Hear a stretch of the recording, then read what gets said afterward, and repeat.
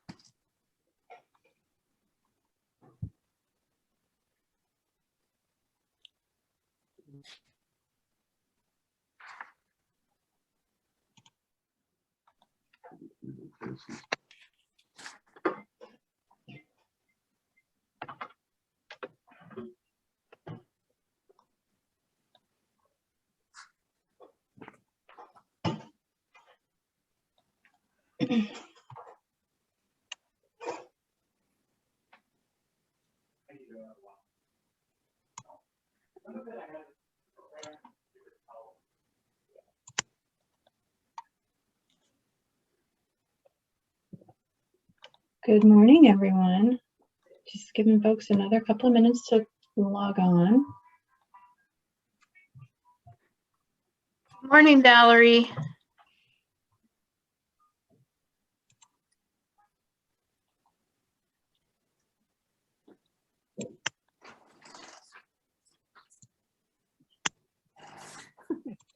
Cracks me up every time.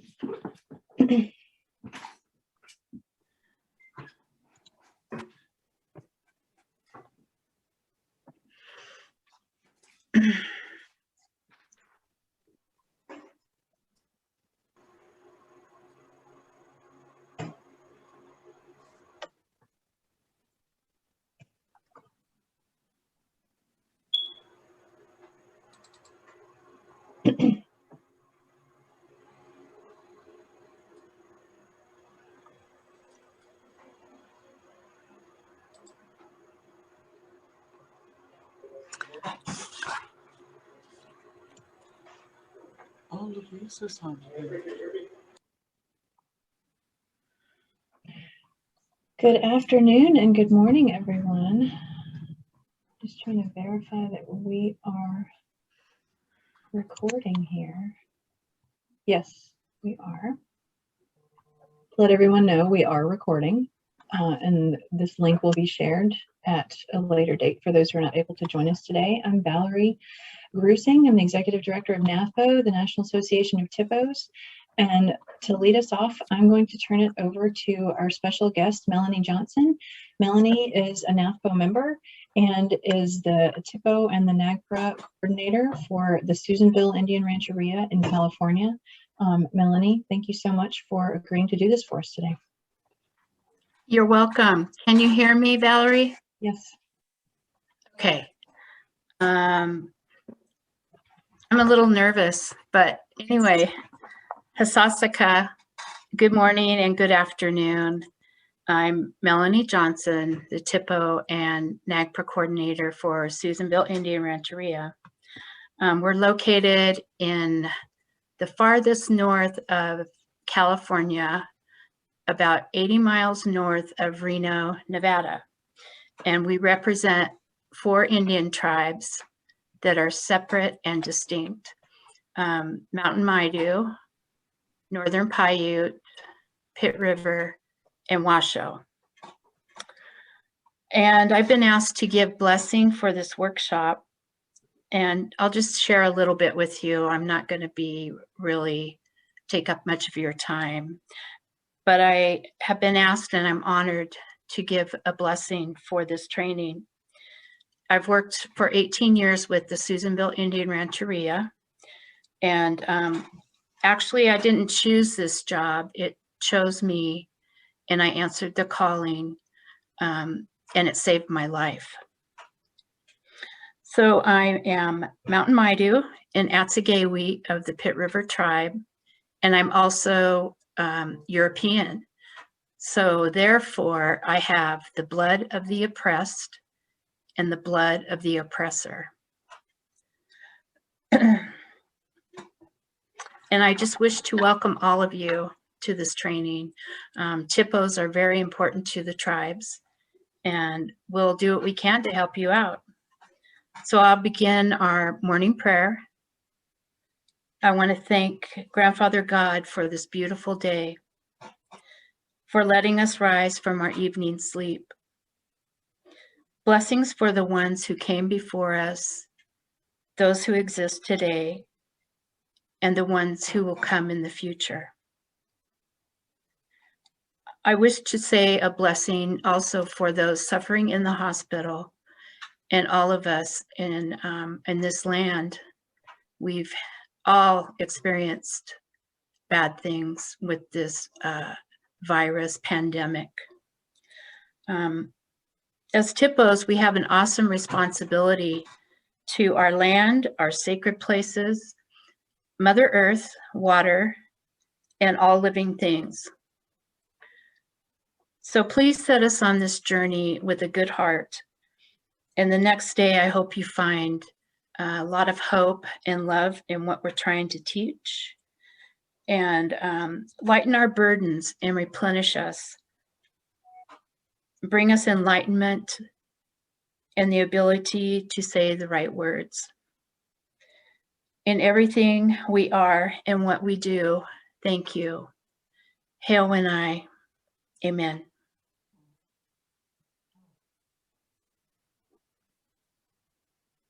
Thank you, Melanie. That was really powerful. We're so grateful you could join us today. You're welcome. I'm honored to be here. Well, for those words to start us off with, I think that's really perfect. So a little bit longer introduction of myself. I've been at NATHPO, the National Association of THPOs, for 2 years now, a little over 2 years. And we're really excited for some new directions that we're taking here, including this workshop. This is the first that NATHPO has done in a really long time. There was something of this nature offered back in 2003 when THPOs were fairly new. 1998 was the first year that there were THPOs and associated funding. And at that time, 1998, there were 12 original THPOs, and now there are 201. So the family is growing, and hope to continue to grow that family. And we're grateful that all of you could join us today. I'm based in Silver Spring, Maryland. The NATHPO offices are headquartered in Washington, D.C. That's the ancestral territory of the Piscataway and the Nacotchtank peoples. I myself am not native. I'm descended from European colonizers, central North Carolina. That's the ancestral home of the Tuscarora and the Catawba peoples and the Raleigh area. And I've been here for a little over 10 years. What is this training? I'm going to call on Michonne Eben in a couple of minutes to say a few words as well.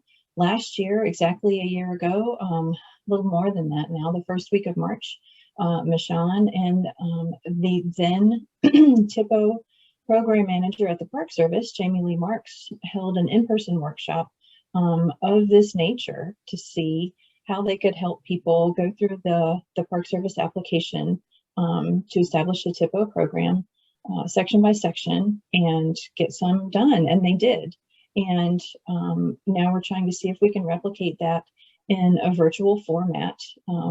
Looking toward the future, we will be able to get back together again, hopefully in the coming months safely. And even after that time, this is something that we would like to be able to offer virtually for a lot of reasons. I think there's been a lot of benefits to being able to do this, to hold virtual meetings. So, sorry, I lost my train of thought there.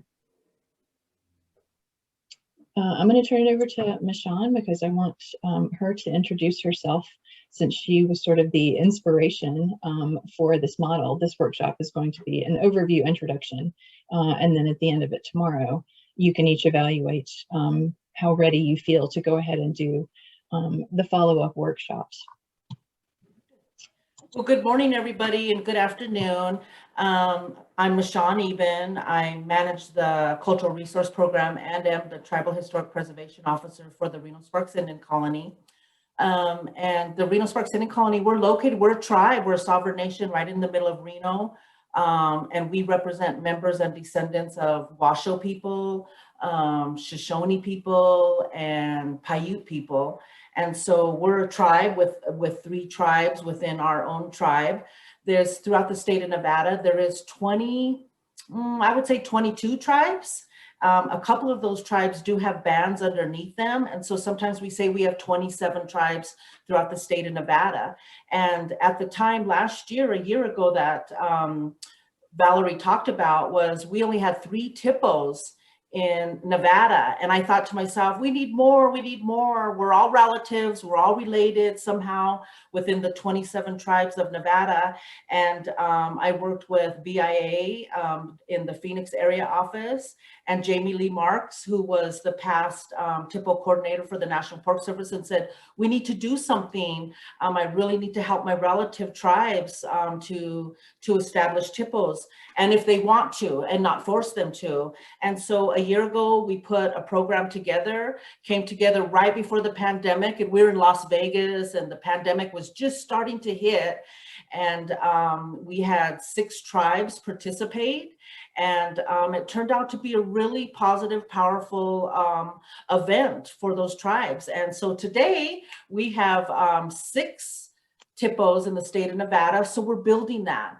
And so why do we do this work? Why do we want to become a THPO? Why do we continue to protect and manage our cultural past?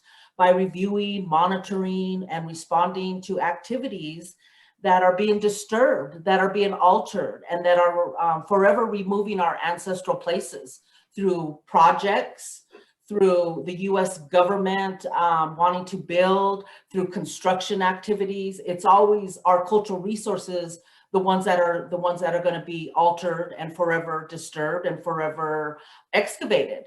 And so we do this work. I've been a THPO all my life. If you've been raised on the res, if you weren't raised on the res, but you visited your grandparents, or you know your aunties and uncles, or you go to ceremonies, anything to be a Native person, if you heard stories, if you've heard, or you know some few Native words, then you've been a THPO all your life. If you've been visiting your ancestral places, if you went to areas, if you've been to ceremonies, you've all been a THPO all your life. But now being a THPO is very different, because being a THPO now is having to know all these Native American cultural resource laws. There's federal laws, state laws, local laws, and you know, the US government, they had to put laws on everything having to do with Native. And I've heard from a professor here locally at the University of Nevada, Reno, that there is over 1,000 laws since coming of the non-natives to America, that they have 1,000 laws regarding Native American people. And so we as Native people, we have to understand and know those laws, because they're tactics that are used against us. And maybe some of you guys know that when you go to a Section 106 meeting, they'll say, oh, this is Section 106. And if we are not knowledgeable on their tactics, then those tactics can be used against us. So it's very important to have knowledge of these federal, state, and local laws that are used against us for cultural resources. And I'm really excited because this is just one step. Let's all become THPOs if we need to, if that's what we need to do. And then let's go to the Capitol and change these laws, because you're going to find out that these, the National Historic Preservation Act, the National Environmental Policy Act, American Indian Religious Freedom Act, Archaeological Resources Protection Act, all these laws, they need to be changed because our ancestors were not a part of creating these laws or helping to assist and amend these laws. We can do that now. We're building up and we're getting stronger, and that's very important. So I just kind of introduced myself and why I think it's important to do these workshops. And so that one day in Nevada, that we could have all 20 THPOs so that we can build our coalition stronger, but to make an understanding that these laws are very important to who we are, especially so that these projects, these mining companies and these big corporations can stop disturbing, altering, and forever removing our ancestral sites. That's very important. So thank you for all being here, and I'll try to come in and out and do what I can, but that's why I think we're here. That's why I'm here, and I'm so glad to see so many people have joined us. Thank you. Thank you, Ms. Shawn. That was a perfect introduction. I love that that's what we're getting into the business of doing. I'm going to ask the rest of our trainers for this to introduce themselves and the NAPO team. And I will also say that I hope any current THPOs that are out there, Melanie, I see a couple of other folks who are already doing this work have joined us today, and we are so grateful for you all as well. And I just want to make sure and extend an invitation for this to be a dialogue. We want everyone to be able to feel that they can ask questions and share your perspectives at any time. We've got 2 team members here monitoring the chat box and helping us check for any raised hands. And I'm going to have our trainers introduce themselves as such, but just know that we want this to feel like a conversation. That's why we're running it as a meeting instead of a webinar, and we hope that we can have some good dialogue, share some diverse perspectives and experiences, and try to answer your questions. So next, I'm going to call on Everett Bandy, the THPO for the Quapaw tribe, and also our Eastern Oklahoma NAPO board member.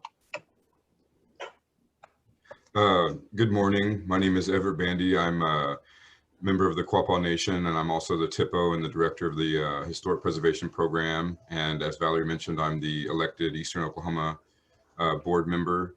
And I've been the THPO for 8 years, and I'm happy to be here. Hopefully I can help with some questions here, and thank you all for being here as well. Thanks, Everett. I'm going to call on Eric Thorsgard next. I've worked with Eric on a project in the past that you'll probably hear me talk a lot about, characterizing tribal cultural landscapes. And he was a THPO at that time and is now with BIA. And we're really delighted to have him join us for this workshop. So hi, I'm Nikanim Eric Thorsgaard. I'm a Confederated Tribes of Grand Ronde tribal member. As Val said, I used to be the THPO for my community.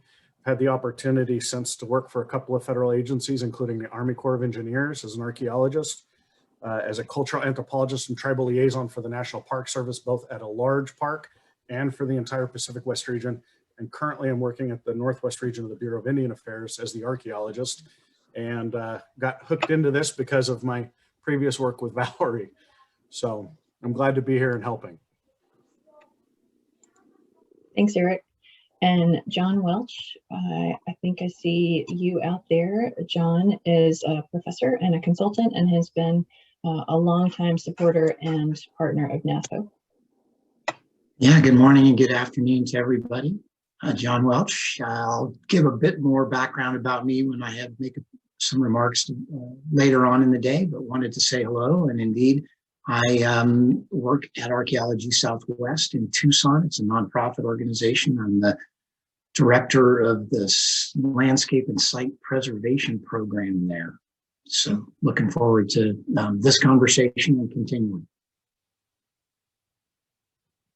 Okay, and we had another trainer who I'm not sure has been able to join us yet.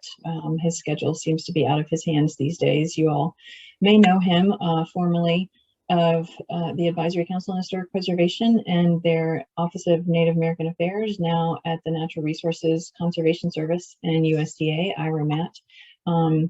Will be popping in and out. So when he does that, we'll let him introduce himself. And we have our NAPO team members also with us. And Julie, can you introduce yourself? I got myself unmuted. All right. My name is Julie Nelson. I work with NAPO. I am a consultant. Please feel free as you know the conversation goes on.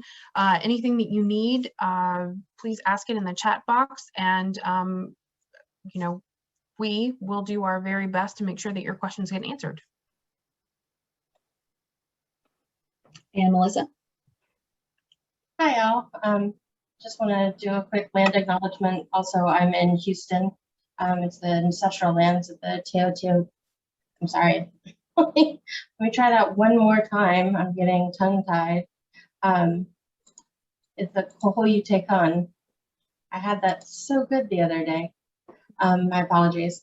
Again, I'm working with NAPO. I'm by education and training an archaeologist and environmental planner. So I will also be monitoring the chat box, and we will hopefully be able to get everybody's questions answered in a timely manner. And I'm excited to be here. Thank you, team and trainers. And I see a comment here from Lorraine Bill in the chat box. CR Heritage Tribal Office of the Chauvin Tribes has been acting as a THPO for over 20 years. We're finally beginning the process of being formally designated as a THPO. Finally, yay! Congratulations, that's wonderful. This seems like it's timely for you. It's certainly timely for us. So I do have to apologize. We won't have enough time. We actually have over 65 participants. So if we all introduced ourselves, that would be the span of time that we've allocated for this workshop. So I do apologize, but we're not going to be able to do a round robin for all of you. And we are so enthusiastic and grateful that so many people have tuned in for this. But I would encourage you to stay. At the end of the day today, we've got it at 4 o'clock. We're going to do our best to keep to time, but we don't want to cut conversation off either, or productive dialogue if it's going. So that's what we're planning for. But we'll leave the Zoom line open at the conclusion of the formal programming today for a social hour. So that if you're able to, you all can stay and meet and greet each other, chat with the trainers, ask any questions that you may have that you didn't have time to ask today, and hopefully get to know each other and build the community, the family of THPOs and THPOs to be in that way.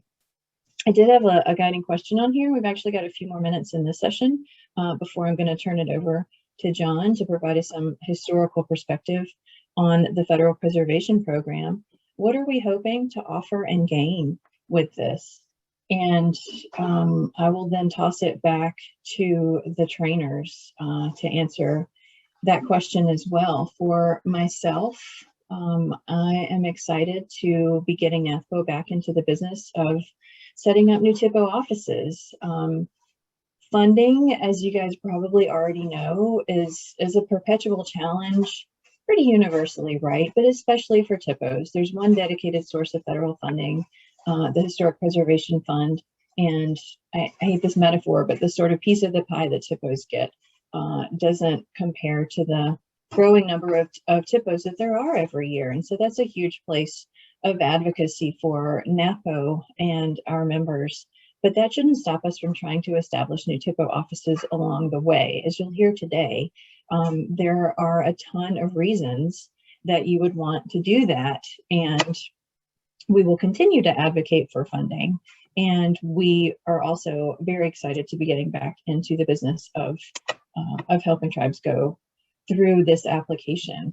Julie and I were talking about the structure for this, and it struck us, particularly at this time of year, that the Park Service application for THPOs is not unlike another federal form that's required of all of us, and that tends to be sort of impenetrable doing our taxes. And so that's how we came up with the title for this. And we kind of think of our trainers as that sort of wizard that you go through in that application that helps you get that form done. And we're hoping that in the follow-up workshops to this, we can really sort of get at that step-by-step assistance to help walk you through that. And I'm going to turn it back over to any of our trainers who want to offer a few words about what they're hoping to offer with this and gain as well.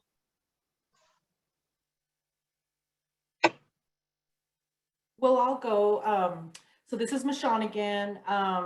You know, what I would like to see is that we're hoping to offer and to gain, and is that there's a lot of you on participating today, and that's really great. And there's going to be a lot of some people that are very experienced, and some people that have some experience, and then some people that have a little bit of experience with these laws and you know, the NHPA, the National Historic Preservation Act, where the THPO comes out of these laws. But what I really would like to see is that there's, again, with everybody's experience, SHPOs, the State Historic Preservation Officers, they, you know, they have a big say about our cultural resources. They not only get to respond and review and respond and monitor these cultural resource activities throughout your states, but they also get to keep that information locked up, or however they keep it within their systems.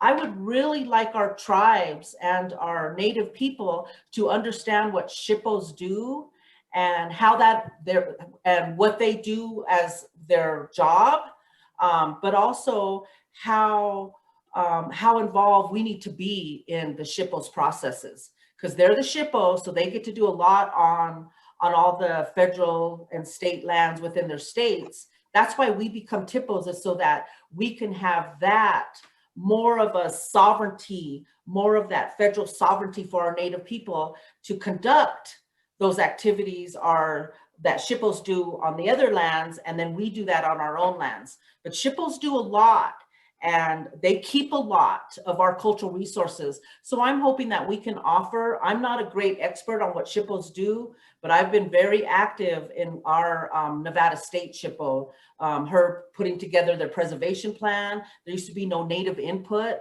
Now we make sure there's input, and that it's not all about the science, the archaeological part. It's not all about the science part of our cultural resources. So I'm hoping that we can learn, again, with all our expertise and to not, and a little bit of expertise on what SHPOs do.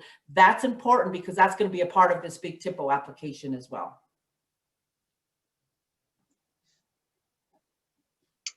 Thank you, Michonne. We'll take one more answer to this question from a volunteer, and then we'll turn it over to John for the 1:30 agenda item.